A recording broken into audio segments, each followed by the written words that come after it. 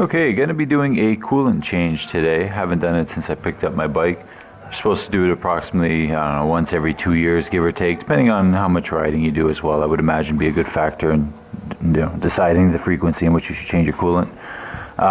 So I'm gonna get started. Now the first thing you're gonna want to do is take off your right side fairing. That I do have a video for, so I've already done it, but if you need instructions on how to remove your fairing, I'll post a link in the description, as well as giving you guys a quick little annotation that'll pop up so you can click on it if you're watching on a computer or whatever. So now in that video though, I removed the whole front end. You don't have to do that. You can actually just remove the two 4mm hex screws right here, and then you can kind of lift it out of the way while you remove your fairing. So the process for that would be the same. You know, you got your 3 push pins on the side of the inner fairing. You got your two 4mm mounting hex screws. That one goes here, the other down here, and of course you got your 3 big push pins underneath. So one's going to be in front of your fairing, and then the 2 on the bottom. Anyways, enough of that. Let's get going. So to change your coolant, first thing you want to do is remove your drain bolt. So because everything's going to spill out, you're going to want to put some sort of bucket, something to catch it with.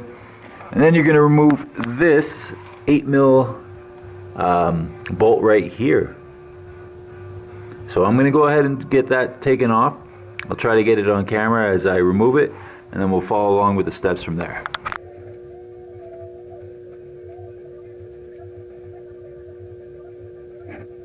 With your drain bolt removed, you are then going to open up your radiator cap. Now once you do that, it will start to flow, so make sure you're ready to catch it. I'm not sure how fast it's going to come out, as I haven't done it yet, but hopefully it's not too bad. So I'll go ahead and start taking off the radiator cap. You do that in 2 steps supposedly. You turn it till the first point, and then you're supposed to push down and do the rest. Oh! Comes out like a fucking piss storm. Oh well. Live and learn. Alrighty. Everywhere.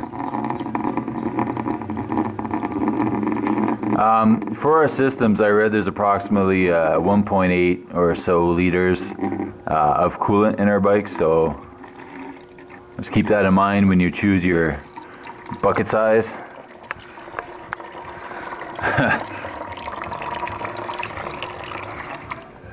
I got my radiator cap dirty, so you're going to want to make sure that stays clean.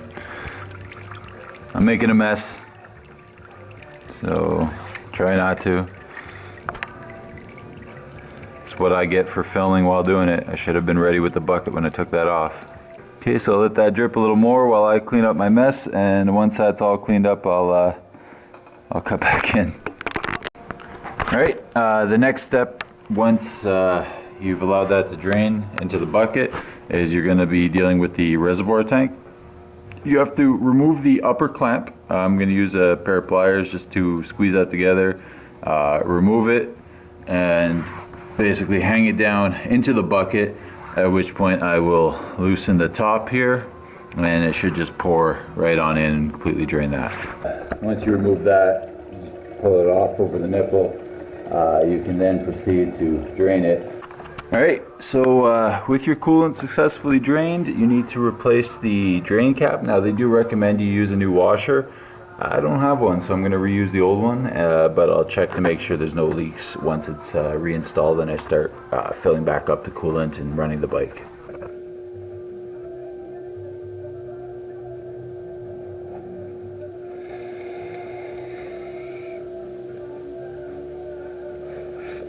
There we go.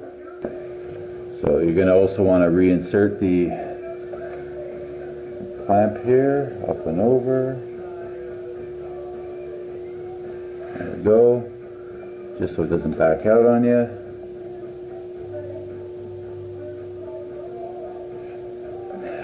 Excellent. Okay, now we're going to start filling up the coolant. Be careful not to try not to spill any.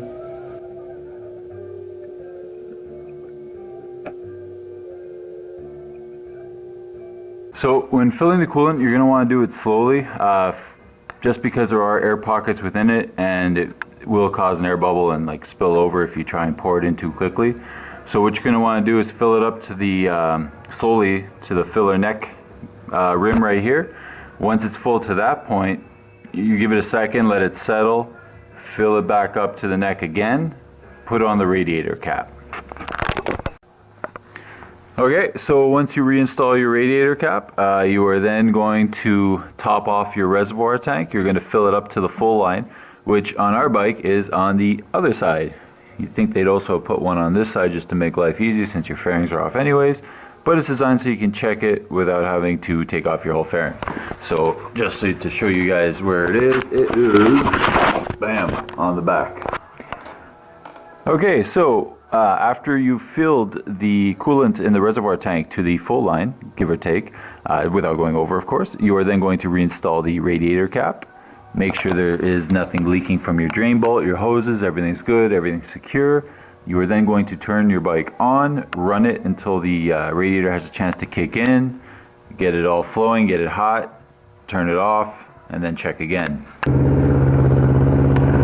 Alright, so I'm running it right now, just until the radiator fan kicks on. Once it kicks on, shut it off, check your coolant level. If it's below the line, fill it back up to the full line. Alright, it took a while for the fan to kick in. I had to run it for a little while. But as you can see, I didn't really lose too much. Let's go check that full line, fill line, whatever you want to call it. And just barely below full. So I'll top it back off as per the instructions. And then I should be good to go. I'll be able to put back on the fairings and everything's all said and done. So hopefully that helped you out if you're about to tackle a coolant change. Learn from any mistakes that I might have made. You know, if you have any recommendations, feel free to post them in the comments, or questions of course.